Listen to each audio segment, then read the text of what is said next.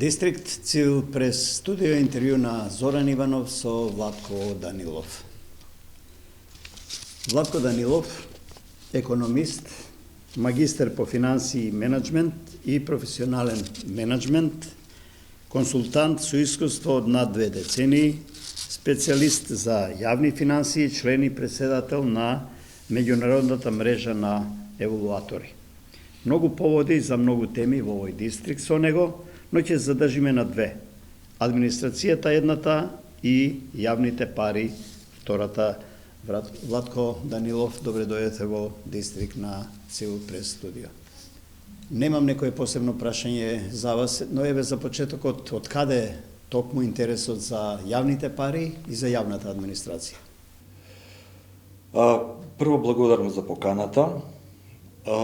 Ја работам веќе 20 години како професионален консултант, тоа значи живеам од тоа ми е единствено занимање од кое што живеам.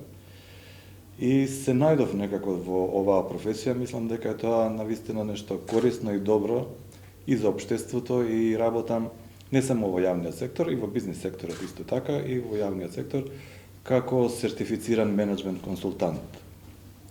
И што значи тоа цертифициран? Сертифициран менеджмент консултант значи... Кој ги даваат сертификатите, дозволите се? Овдешни се тие или меѓународна некоја експертиза? Ова професија е регулирана на светско ниво и постои меѓународна организација, ICMCI, која што акредитира национални агенции и ние имаме наша национална агенција која фактички е професионално здружение на консултанти во Македонија, МКА 2000. И ние сме... Простете, непозната, ви има многу? Па ние сме околу 50-60, зависи од година, членови во ова, како професионални консултанти, кои што се занимаваме со оваа дејност. Менеджмент консултанти, тренери и луѓе кои што се занимаваат со менеджмент најмногу.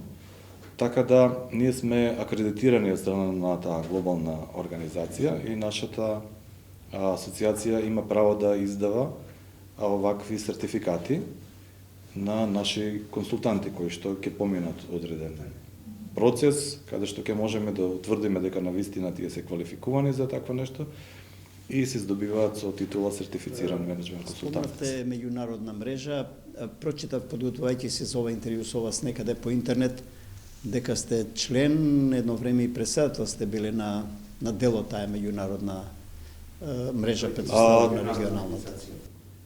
Ова е еден дел од менеджментот кој што се однесува на евалуација. Че ние во Македонија исто имаме наша национална Macedonian Evaluation Network, мрежа на евалуатори. Ние сме членка на Балканската мрежа на евалуатори. Балканската мрежа е членка во Светската организација на евалуатори, а јас сум исто така и како копредседател на една меѓународна организација ИРИПЕ, која што се занимава со професионализација во евалуација и тука имаме земји од сите континенти на светот во таа организација. Ова спомнавте лиценциран, но 20 години да се остане во оваа професија, нели во консултантска дејност по овие теми за кои зборувате, сепак е животен работен успех би се рекло. Има ли клиенти, муштери или како да ги наречам и кои се тие бизнис компании повеќе, невладин сектор, јавните државни предпријатија или државата, нивните институции, нејзините институции? Нашите клиенти се менаџерите. Менаџери имаме секаде ние, нели, и во јавен сектор, и во приватен сектор, и невладин сектор. И нашата работа како консултанти е да им помагаме да си ги остварат своите цели, че да бидат поефикасни, поефективни во работата и своите функции кои што ги треба да ги обавуваат, полесно и подобро да ги обавуваат и со тоа, нали, да постигнат целите за кои што постојат. Спомнавте менаџери на консултациите, на предавањата што ги вршите. Има ли прашања од слушателите од бизнис секторот за тоа, например, како да ескивираат, да не платат данок, да заработат повеќе? Има ли такви прашања?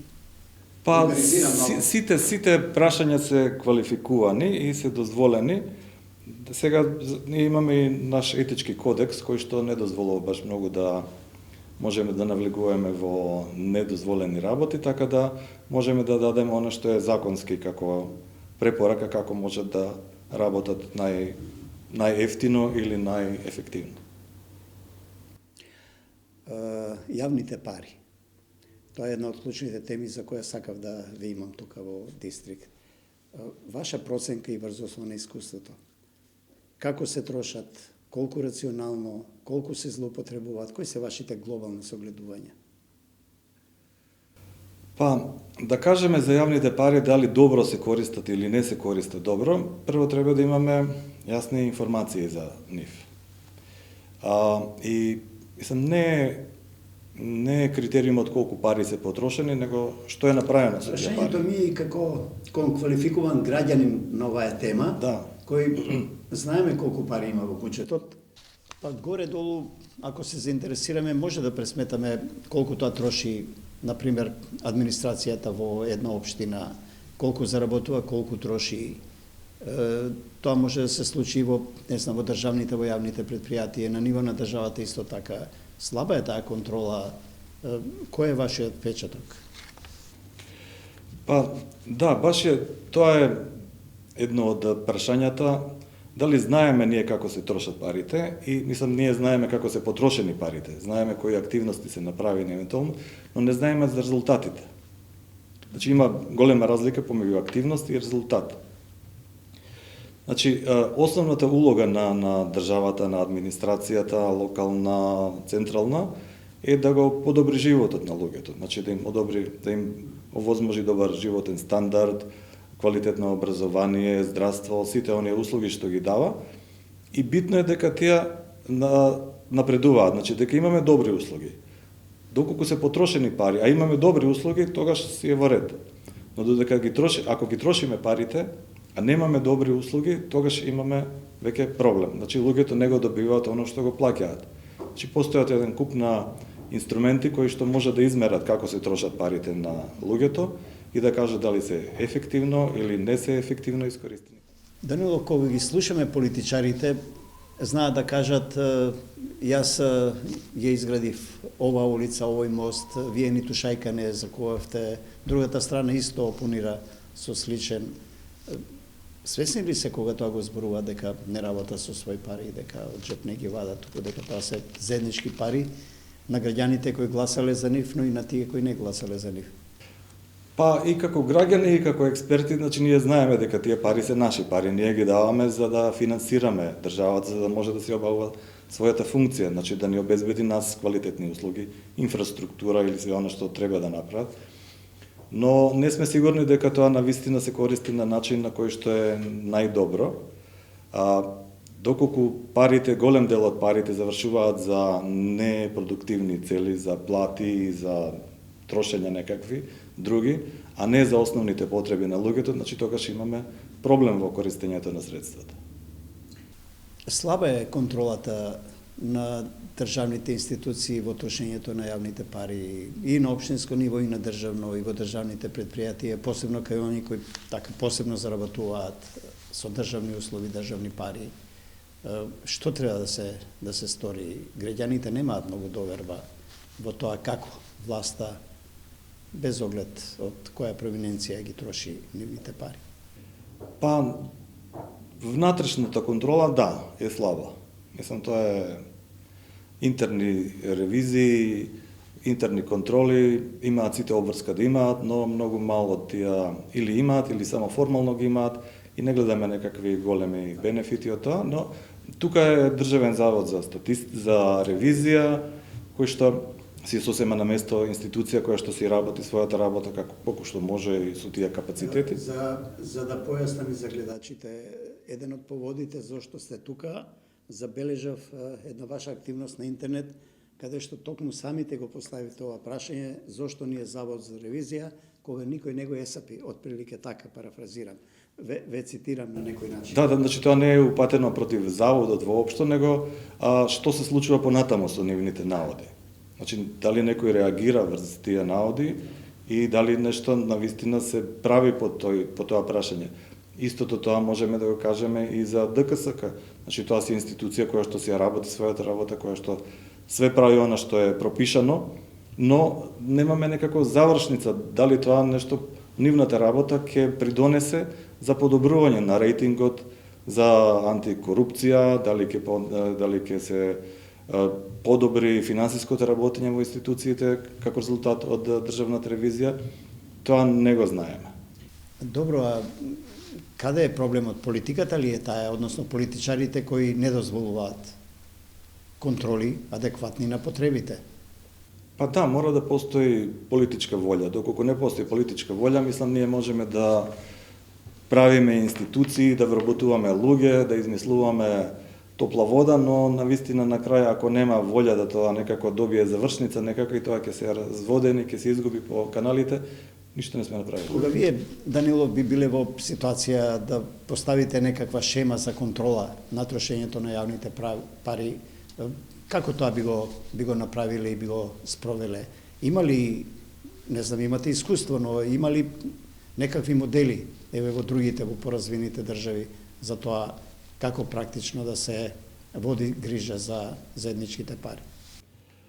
Па, постојат, значи администрацијата не е сега почната пред 50 години, таа постои со илјадници години по државите, така да тие се концепти многу добро развиени во развиените земји, има еден куп на инструменти кои што укажуваат како треба да биде поставена администрацијата, како треба да се контролира.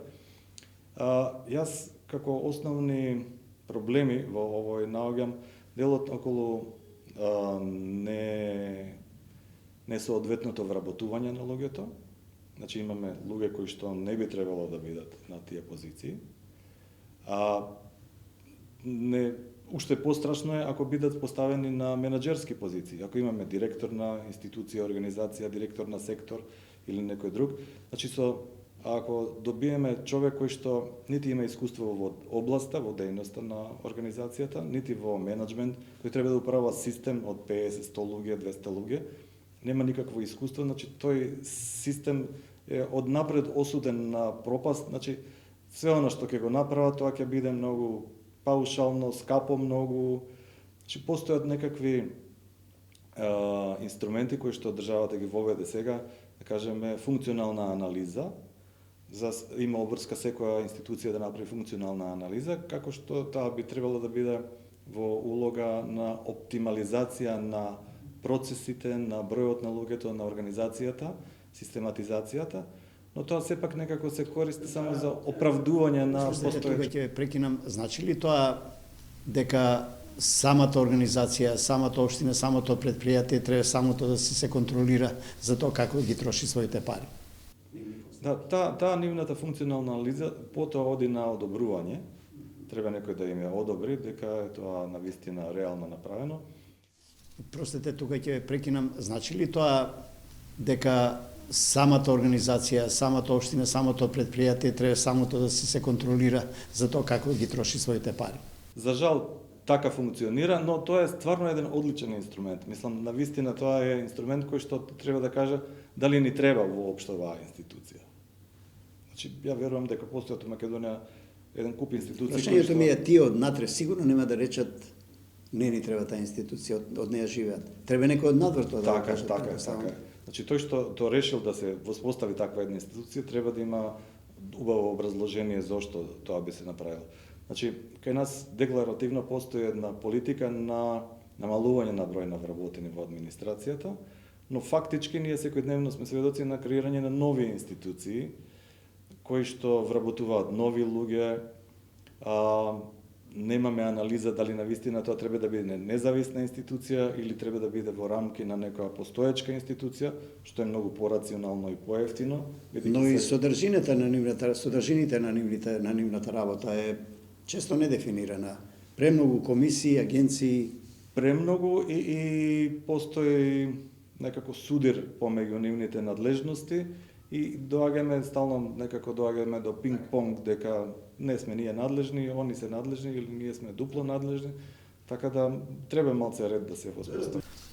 Дојдовме до јавната администрација, најавуваат веќе и активно се вклучени многу организации во протести поради малите плати, се разбира, тоа е демократски чин, цените си го прават своето, скапотија, имаат право луѓето да бараат, но граѓаните главно се незадоволни од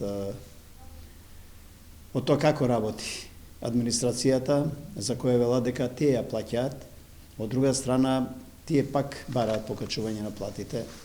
Има ли крај на ова? Па, ние сме мала држава и не можеме да се дозволиме премногу администрација, премногу институции, што може да ги има една Германија или сам на тоа ниво да одиме. Значи, нас ни е потребно по-рационално да се организираме во работата. Мерит системот значи дека вистински луѓе на вистински места и тоа на вистина треба некакви механизми кои што тоа ќе го возможат и да се следи, не само при вработувањето, туку и при оценката, при работата. Да се валоризира. Да се валоризира. Вие знаете дека ние воведовме оценка на вработените во јавната администрација. Тоа се направи пред, не знам, може би 10 години сега веќе. Но конкретни некакви ефекти и резултати од тоа, мислам, јас верам не сум бил во можност да... А спомнате вие дека многу е битно менаџерите да се независни кадри, за да можат и овие работи да ги спроведуваат, да го мерат учинокот на вработените во администрацијата. Така е, треба да бидат способни и искусни менаџерите. Значи, нас ни треба администрација која на вистина ќе биде ефективна, значи што ќе произведува резултати.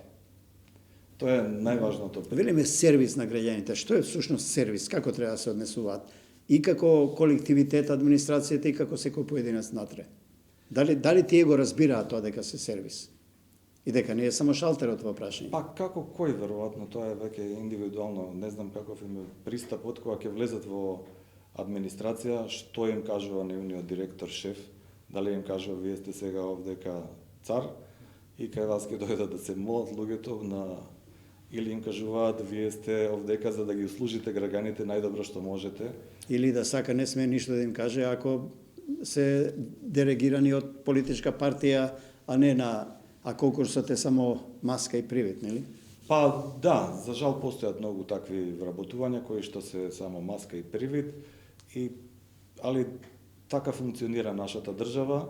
Единствен начин некако да се смени е навистина да дојдеме до професионална администрација една, која што ќе биде стручна, која што ќе обезбедува резултати, ќе произведува резултати, која што ќе биде дигитализирана максимално и што ќе биде ефтина. Значи, треба за секоја услуга во светот администрациите води сметка за колку чини една услуга. Можно ли е тоа да се брзо да се премени кај нас? Како не? Едно време имаше кампања информатичко општество, па пред тоа ми се чини едно шалтерски систем. Профункционира ли нешто од тоа или кај нас и тоа оди така малку како по калдарма?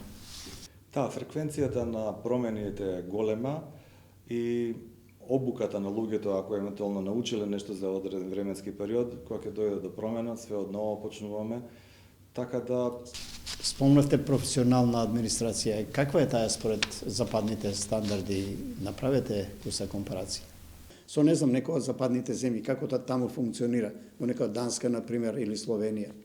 Па функционира затоа што таму тие си обстојуваат на своите работни места, се вработени, мислам, дали доаѓа да промена во партијата, во власта, мислам, апсолутно они не се засегнати со тоа. Значи, они си имаат долгорочни програми, стратегии своји кои што ги имплементираат. Значи, дали ќе биде министер од оваа или она партија, мислам, они патоци го знаат на кај да се движат. Како таму се примаат на работа луѓе во јавна администрација, од шалтерски до шеф на некое стручно деление, во катастар или не знам каде? Потребите на работното место, значи, сите си ги знаат што треба, каква искуство, квалификации мора да има човекот за да може да обавува таа дејност. И секогаш постои период на воведување, на обука на луѓето, кое што кај нас не сум баш сигурен дека го имаме, така да ќе дојдете на работно место, ете од колегите нешто ако ќе ти кажат, немаме професионален пристап кон градење на професионална администрација. Преку бројноста на администрацијата, па може ли од друга страна тоа да е предност, а не мана, внатре во самата администрација да има конкуренција, да се истакне квалитетот над неквалитетот, една природна селекција да се направи во администрацијата сама по себе? Па, значи, бројот на луѓето не е толку битен. битно е дали се они квалификувани, способни се да пружат резултати. Значи да ја вршат работата за која што се таму. Значи ние може да имаме 100 луѓе во една институција, каде што имаме некој менаџер, директор кој што е поставен, кој што не е многу вичен за таа работа. И 100 луѓе ако се вработени, тоа ништо нема резултати тука. Од друга страна може да имаме во помала институција способен менаџер кој што може навистина да пружи големи резултати. Во неколку наврати вие спомнавте контрола на администрацијата. Каква контрола би била најадекватна? Да води сметка некој организација, институција? Отчетност. Тоа е наш убав македонски збор кој што кажува што сум сработил јас, што сум требало да сработам, што е моја задача и дали сум го сработил тоа. Значи од аспект на работно место од аспект до министерство и до влада. Значи ја имам своја програма, своја стратегија во следните 10 години што треба да направам, имам приоритети на кои што ќе се фокусирам и имам јасно дефинирани резултати. Од точка А до точка Б, процент на зголемување на животен стандард. Сакам да го направам тогаш од толку и толку. Во образованието сакам да постигнам тоа, во здравството сакам да постигнам тоа. Значи, отчетноста, дали сум го постигнал тоа или не сум го постигнал. Значи, кај нас вообичаено е да чуете кога дава отчет, ние сме лидери во регионот, цврсто стоиме на земја, многу сме подобри него другите, еве во следниот период ќе направиме ова. А било која камера телевизијска да излезе на улица и да ги праша граѓаните, ти изразуваат висок степен на незадоволство. Така е. Од терминот или аксиомата сервис на граѓаните. Така е. Значи потребни ни се јасни мерки и постои, нели,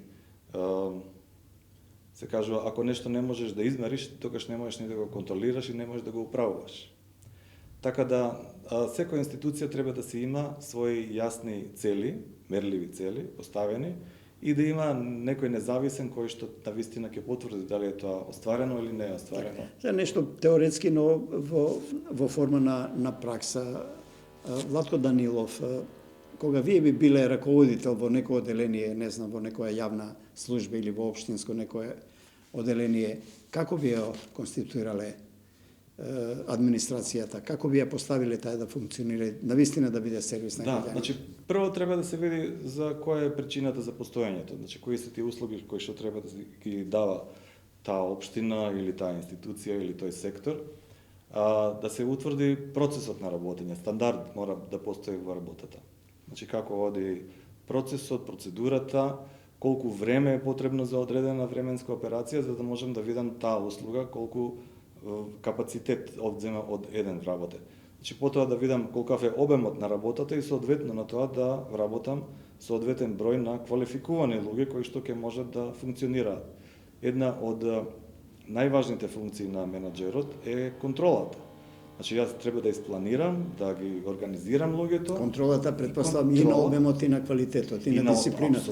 Апсолутно, обемот и квалитетот на работата што е направено и да реагирам. Значи затоа постои менаџерот. Менаџерот не е да се слика, него да кога имате настапи, предавања, контакт со административните работници, на што главно тие ви се жалат за условите на нивната работа? Па прво ги прашуваме на што ви се жалат најмногу? Какви се, дали имате процедури за работа, дали знаете кога ќе дојдете денеска на работа, што ви е работа, колку треба да сработите, што ви е работа. Па некои можеби имаат нешто, но вика зависи тоа шефот што ќе каже. Имаме дневна наредба и тоа е тоа како ќе се работи. На едно место велите кога имаме некаква болест, ако не ја кажеме на лекарите, може да умреве од таа болест. Што сака да кажете со тоа?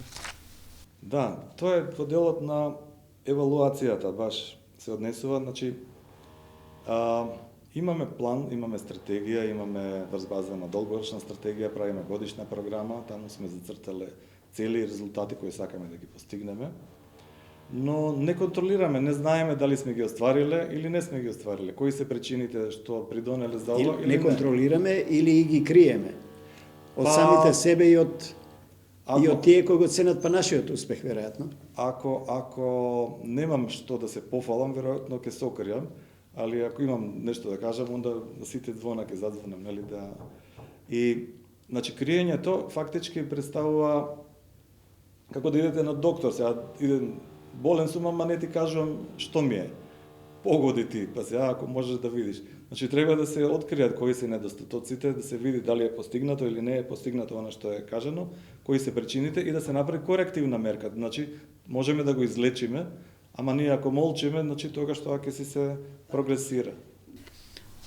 Еве ќе ги спомнам пак протестите, мали се платите, протестираат, но многу е силна борбата, притисокот, главно преку политичките партии, врски, непотизам и така натаму, за вработување во државната администрација. Млади, прави, здрави луѓе не се осмелуваат да влезат во приватен бизнис, барем голем дел од нив. Се уште е привлечна администрацијата, еве и покрај малите плати. Млади, прави, силни, паметни, администрација па администрација. Да, за жал тоа е така кај нас. Не е така во светот, значи во развиениот свет е приоритет секогаш приватниот бизнис. Значи каде што млади луѓе можат да се искажат, да работат, каде што приходите се многу поголеми него во администрацијата. Нација сме без амбиции или што не се? Па вака, на светско ниво има негде од 3 до 5% од луѓето се предприемачи. Значи од вкупниот број. Со такви способности, такви пориви, веројатно, да, со порив да почне свој бизнис, да работи, али многу е мал бројот. И кај нас се тие, значи ги имаме тие со порив. А другите што сме научени сме за некого да работиме, нели? Да. Очекуваме некој да не повика да работиме. Така е. Не можеме сами да поведеме ние да викаме други да работат. Има да други организираме предприемачи бизнес. кои што се по сила на приликите, кои што од немајкаде не може да се вработи негде, па почнал некаков бизнес, нешто врти, али у момент некој ако му понуди да отиде во државна администрација, мислам нема многу да се мисли. И имаме предприемачи кои што се кои имаат некој многу високо горе. Значи кои што се во функција да водат некакви фирми кои што се во функција на некакви политички структури. Луѓе способни со визија или фантазери повеќе? Па не, мислам кога имаме некого високо горе, некој што ќе може да ми овозможи некако да ми функционира така, во бизнис. таа смисла. Да. Некој тендер од некоја центар на политичка моќ, можеби. Па и тендери и создавање на услови каде што таа одредена фирма може да расте, да функционира. Значи некој кој што ќе ми овозможи таа да расте. Значи тоа е предприемачот е во функција на некаква. Построга е контролата на квалитетот на работењето во приватниот сектор. Можно ли е таа слаба контрола во јавниот сектор да е тој елемент примамлив за вработување, обезбедува, дава гаранција посилна за стабилноста на работното место? Така е, Може ли тоа да биде еден од елементите зошто е толков притисокот да се вработат луѓето во државната администрација? Така би требало. Да, точно е, мислам, констатацијата дека им е страф од приватен сектор, дека ќе ги малтретира, дека нема да добија можеби и плата, колку е способен тој газдата на фирмата. Значи се тоа фактори кои што влијаат да луѓето повеќе сакаат посигурно име некако во државна администрација. Помалку имаат работа, тоа е генерално, мада ја не би го генерализирал тоа, мислам има институции на вистина каде што многу се работи.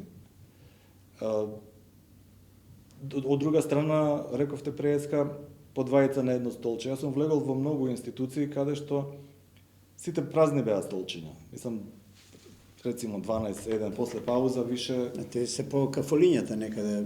Да, така да мислам негде навистина се работи, мислам не можеме да генерализираме. Има некои институции каде што луѓето баш пагаат од работа. Но вие во неколку наврати овде спомнувате до менаџерите, до непосредните раководители на тимот. Да, и до тие над нив. Колку они вршат контрола над своите менаџери, дали има резултати, мислам, тоа се.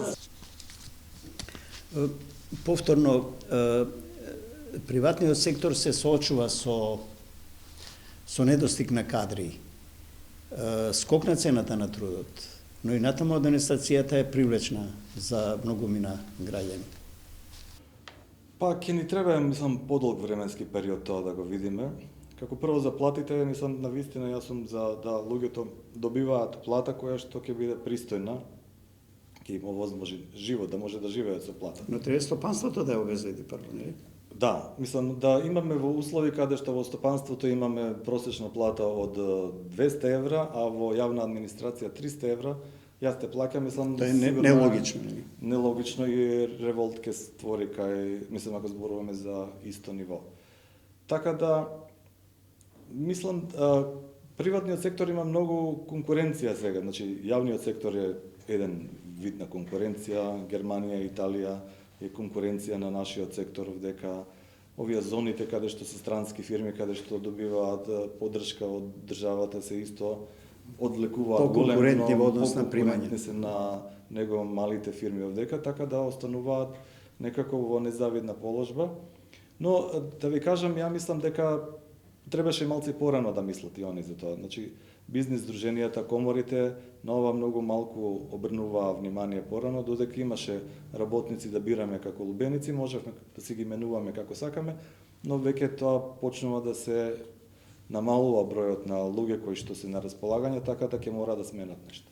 Пред крај на овој наш разговор, накусо пак околу контролата на квалитетот на функционирањето на администрацијата, рековме нешто, како е во светот? Па тоа во развиените земји барем не се случува. Тие се барем толку пристојни да се на работно место. Сега, веројатно и таму не е баш дека они 100% работат, но кај нас, мислам, единствен начин не е да се контролира дали е човекот на работно место, него дали има резултати од работата. Тоа е, според мене, единствениот важен критериум. Значи, ние како граѓани плаќаме скапа администрација, многу луѓе работат таму, очекуваме да имаме квалитетни услуги. Виновни сме и ние, веројатно, граѓаните. Таму некои сандачиња има во разни јавни овие установи за поплаки, за фалби, или веќе и ние не ставаме ливчиња, или никој не ги и да сме ги ставале, ја не верувам дека реакција имало нема. некаков ефект од тоа, дека некој нешто сменил во некаква институција. Мислам, барем јас не сум видел, мислам да не грешам душа. Еве, при крај сме на интервјуто. Владко Данилов, каква администрација вие посекувате врз основа и на вашите искуства во другите држави?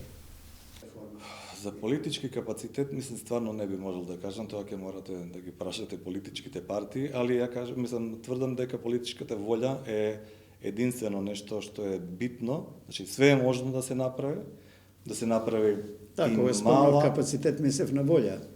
Да, значи нас не ни треба огромна машинерија административна, нас ни треба мала, добро организирана, дигитализирана администрација, услуги каде што ќе бидат вклучени многу, значи многу помалце и координација помеѓу институциите. Дека треба да се намали, имавме порано една административна гилјотиња, веројатно се кејавате да видиме кои институции, кои процеси се дуплирани, али Даде ли тоа ефект или сепак мислам сите дека остане на работа, не. по природен пат луѓето одеа во пензија? Да. И така да денеска сепак имаме некаква не знам дали да кажам какафонија, али имаме не организирани јавни служби, не на оној начин на кој што би сакале да ги имаат граѓаните. Има ли шанса кај нас се конечно власти и опозицијата да се договорат за некоја реформа, еве конкретно во државната администрација, во јавната администрација, за наредни 6, 7, 8 години да се истурка еден период заеднички во кој навистина државата ќе добие администрација по број и по квалитет адекватна на потребите и на државата и на граѓаните. Да биде вистински сервис.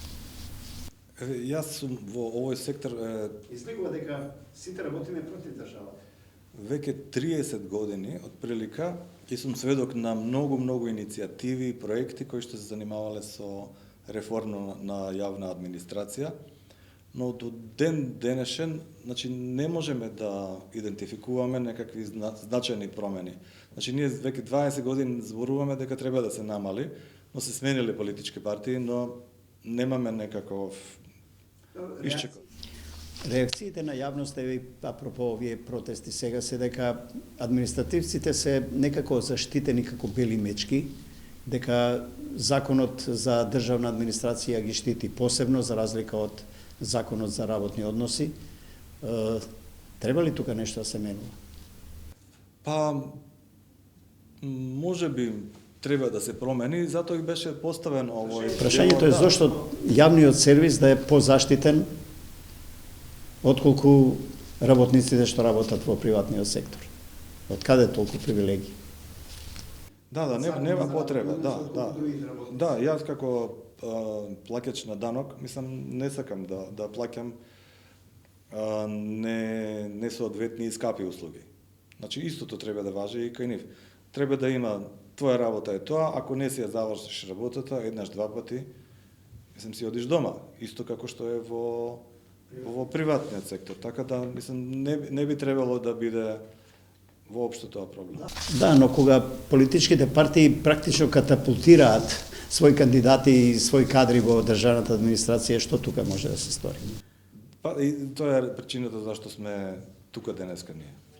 За крај, Данилов, имавте некаква иницијатива за формирање политичка партија. Што стана со тоа? Спласна ентузијазмот, или? Се откажавте, се попишманивте? Тоа беше туга иницијатива, јас сакав да се приклучам, бидејќи тоа беше граѓанска партија, каде што видов можност да дојде до подобрување на состојбите во државата, ако можам нешто да придонесам без некакви политички амбиции. Се предомисливте? Претврди се и преетаблирани ова досегашниве партиски субјекти? Па, веројатно, големите не им е во интерес да има премногу мали партии, ќе им се... А што беше платформата, основата на тоа граѓанскиот концепт и баш да имаме јавна администрација која што ќе биде во функција на граѓаните и на бизнис. Натаму, каде натаму, Владко Данилов? Имате ли амбиции, еве во политиката рековте, нели се двумевте, се повлековте на некој начин? Не. Преку други политички субјекти? Не, во политика не. Јас сум јас сум критизер, но сакам и да поттикнам и да помогнам. Исто така, значи, све што можам да направам и волонтерски да направам нешто ако можам да помогнам во развојот или и на бизнисот и на јавната администрација. Има впечаток дека бевте сепак преблаг спрема политиката во однос на тоа какви се состојбите во јавната администрација и посебно какви се состојбите со контролата на државните пари. Но како и да е, ви благодарам. Дистрикт Цивил прес студио, Владко Данилов, ви благодарам. Благодарам на вас.